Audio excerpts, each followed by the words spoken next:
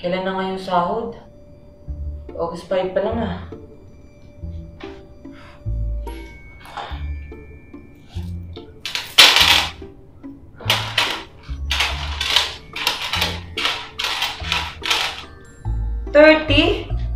$30 pesos na lang yung natira sa pera ko.